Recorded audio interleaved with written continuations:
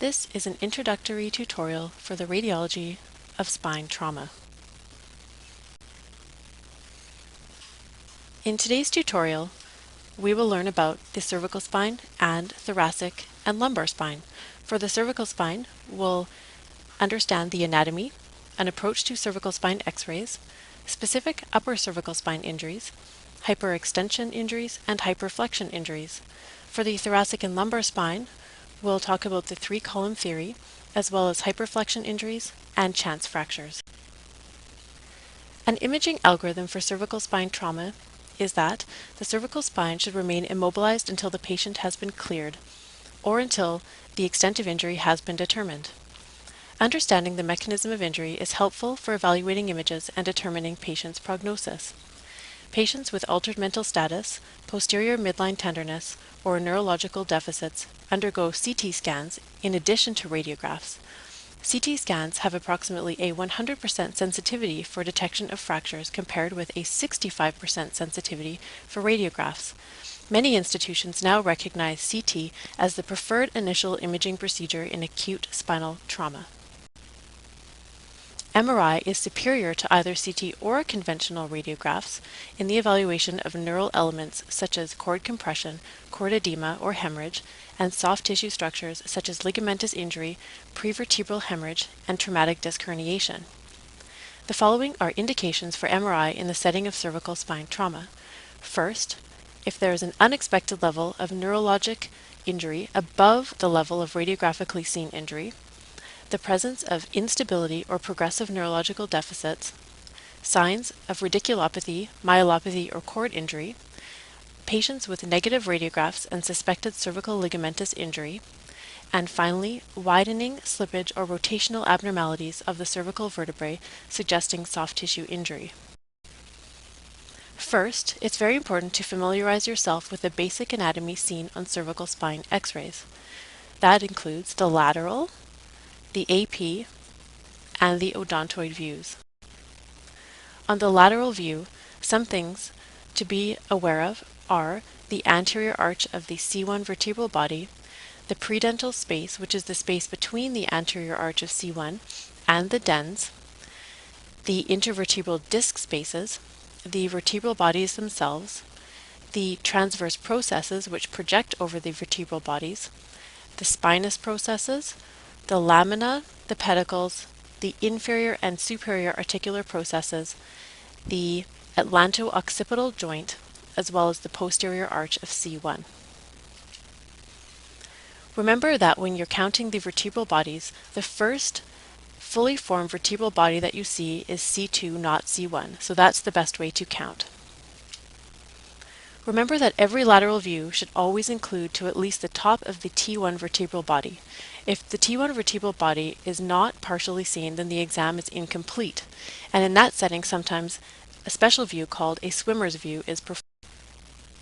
On the AP view, you can see the dens projecting over the mandible. You can also see the spinous processes. You can see the uncinate processes of the vertebral bodies, which are these pointy structures. You can see the transverse processes, the superior and inferior articular processes. You can see the pedicles, which are round. You can also see the medial aspects of the first few ribs. And remember again, when you're counting the vertebral bodies, that the first fully formed vertebral body you see is C2, not C1. On the odontoid view, you can see the teeth. You can also see the odontoid process very well. You can see the lateral masses of C1 and C2. As well, you can see the mandible, and you can see the body of the C2. You can also see the atlantoaxial joints. The atlantoaxial joint is also called the C1-C2 joints. C1 is also called the atlas, and C2 is also called the axis. In terms of an approach to every cervical spine x-ray, the upper cervical spine should be looked at separately, and this is the C1-C2 region. Next, the lower C-spine should be looked at separately, and this is the C3 to C7 region. And finally, you should make special attention to the prevertebral soft tissues. Remember to always have an organized approach to every cervical spine X-ray. In terms of the upper cervical spine, it's very important to look at the C1-C2 relationship. The normal predental space is the space between the anterior arch of C1 and the anterior aspect of the dens. This is shown as the yellow bar. This space is less than 3 millimeters in adults and less than 5 millimeters in children. Always look at Harris's ring. This is a ring that's superimposed over C2 and it should be complete. If it's incomplete, suspect a fracture. In addition, the spinolaminar line should always intersect the opistheon. The opistheon is the bony protuberance at the base of the occipital bone.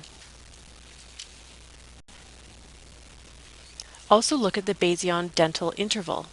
This is the distance between the tip of the clivus, otherwise known as the basion, and the tip of the dens. This interval should be less than 12 millimeters.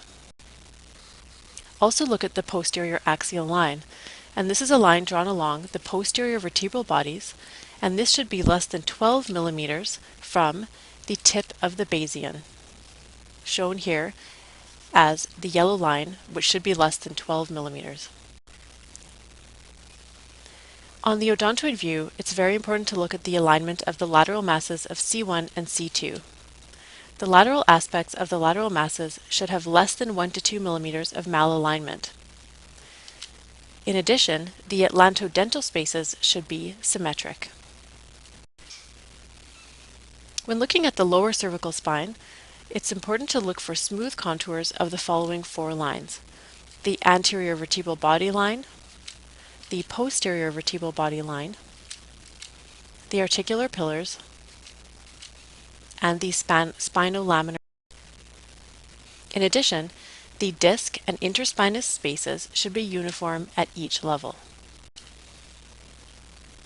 When looking at the prevertebral soft tissues, the most important thing to look for is a focal contour abnormality. At the level of C2, the prevertebral soft tissue should be less than or equal to 7 millimeters in diameter. At the C3-C4 level, they should be less than or equal to 5 millimeters in diameter, and at the C6 level, they should be less than or equal to 22 millimeters in adults and 14 millimeters in children less than 15 years old. At the C5-6 level, there's a natural slight increase in the size of the prevertebral soft tissues, which is normal because the esophagus starts in this region. The patterns of cervical spine injury are classified based on mechanism, and these include flexion, extension, axial loading, distraction, rotational, and complex mechanisms. The upper cervical spine is a very important region, and injuries here are considered very dangerous. It's very important to pay close attention to this area, and some of these fractures include atlanto-occipital dislocations, Jefferson fractures, odontoid process fractures, and hangman's fractures.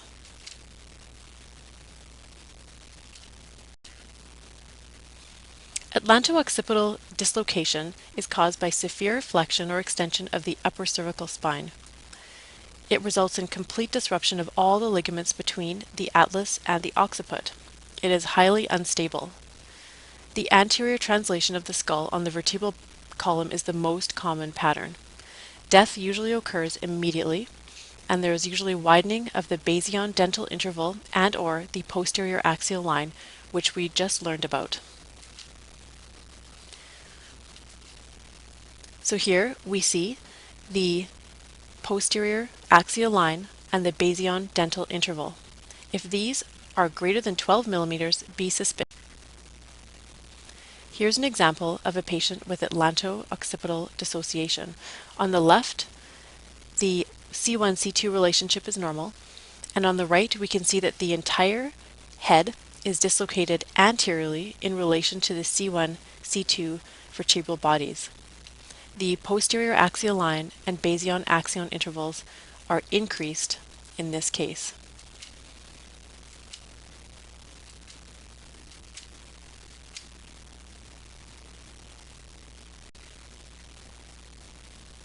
A Jefferson fracture occurs because of axial loading. These are fractures of the anterior and posterior arches of C1. This is considered an unstable fracture.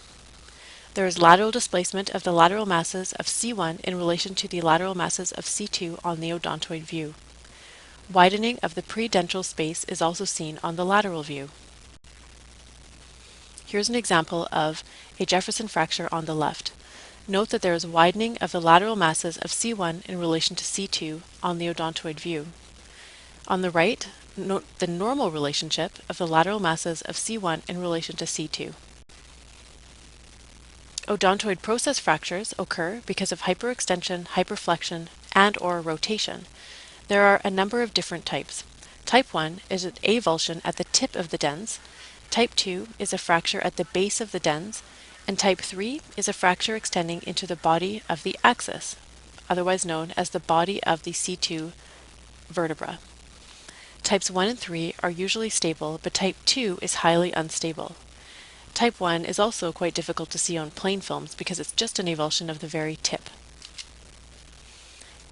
Here's a diagram outlining type 1, the tip of the odontoid process is fractured, type 2, the base of the odontoid process, and type 3 is a low fracture which includes the body of the C2 vertebra.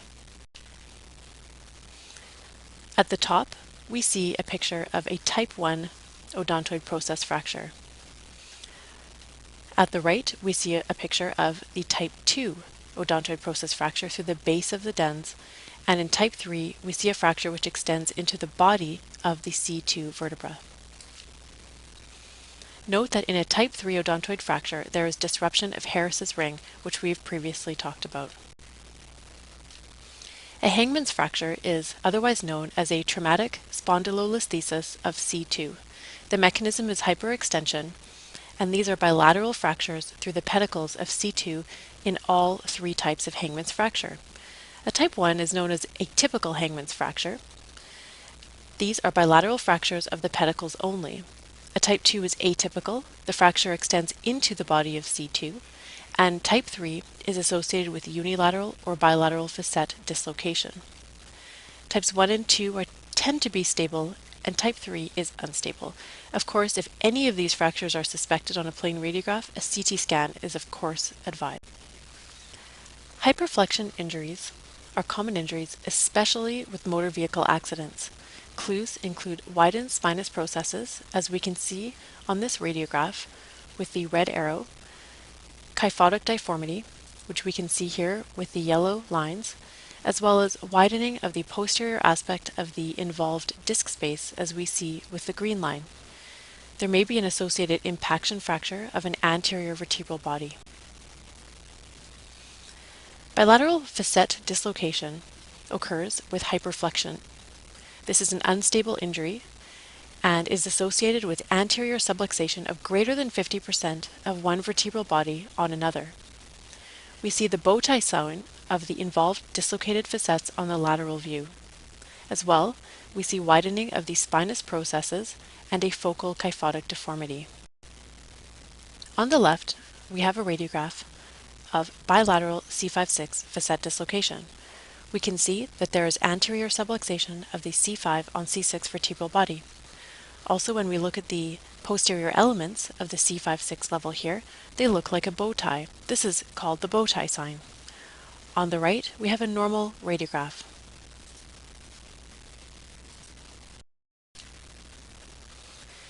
You can also get a unilateral facet dislocation, and the mechanism of this is hyperflexion with rotation. This is considered a stable injury.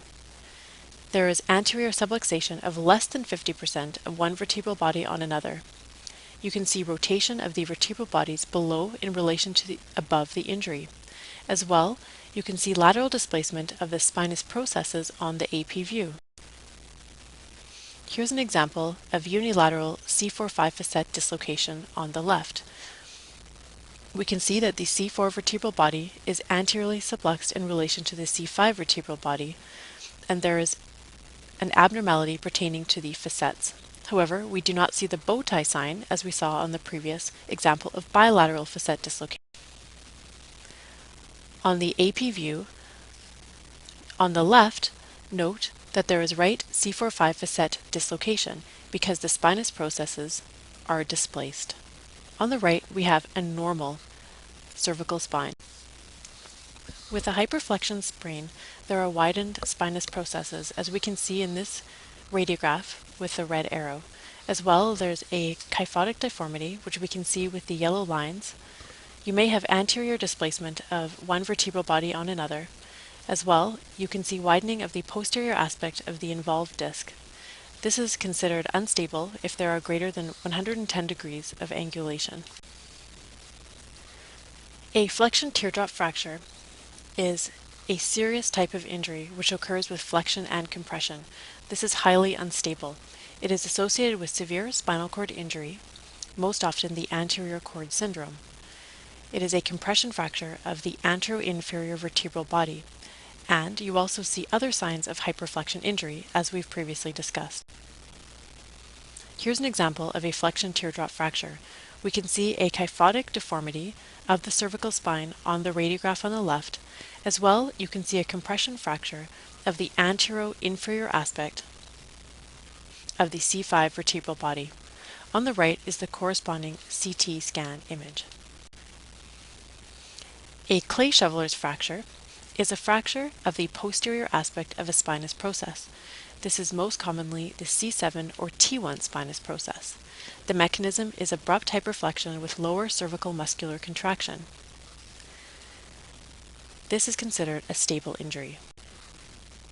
Now we'll move on to hyperextension injuries. The clues to a hyperextension injury are widened anterior disc spaces, an anterior avulsion fracture of a vertebral body, and narrowing or impaction of the posterior element. An extension teardrop fracture is a type of unstable injury that occurs with extension.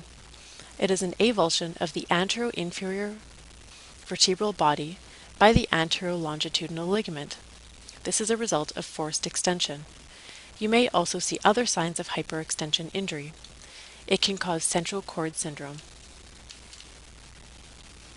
Here is an example on the right of a radiograph in a patient with an extension teardrop fracture. Hyperextension dislocation is a highly unstable injury that occurs with hyperextension. It is an avulsion fracture of the anterior aspect of the inferior end plate, along with a dislocation of the vertebral body. However, the dislocation is not seen with imaging because it usually reduces prior to imaging. The fragment is often wider than it is tall, as opposed to the extension teardrop fracture fragment, which is usually taller than wide. It is associated with severe spinal cord injury. However, of course, in this case, or any patient with severe neurological injury requires a CT scan and/or an MRI. A burst fracture results from an axial load. This results in decreased vertebral body height, as well as fractured posterior elements. You can even see retropulsion of bony fragments into the spinal canal. This is a very important sign if you do see it, because these fragments can result in injury to the cervical spinal cord. Now we'll move on to thoracic and lumbar spine injuries very briefly. The three-column model of Denis is a famous model of thoracic and lumbar spine injuries, which divides the spine into three columns: the anterior column, the middle column, and the posterior column. The anterior column includes the anterior 2/3 of the vertebral body, the middle column includes the posterior 1/3 of the vertebral body, and the posterior column includes the posterior elements. The injury is considered unstable if two or more of these columns are involved. Fractures or malalignment in a certain column imply specific soft tissue injuries. In the anterior column, these soft tissues include the anterior longitudinal ligament and anterior annulus. In the middle column, these soft tissues include the posterior annulus and the posterior longitudinal ligament. In the posterior column, these soft tissues include the posterior ligaments. Remember that we cannot see these specific ligaments and soft tissues on X-rays. We can only see the osseous structures. With a hyperflexion injury, the anterior vertebral body is compressed. These can be stable if only one column is involved, or they can be unstable if two or more columns are involved. A chance fracture is a three-column injury where the fracture extends through the posterior elements. The fracture line has a horizontal orientation. This is of course considered unstable because it goes through all columns.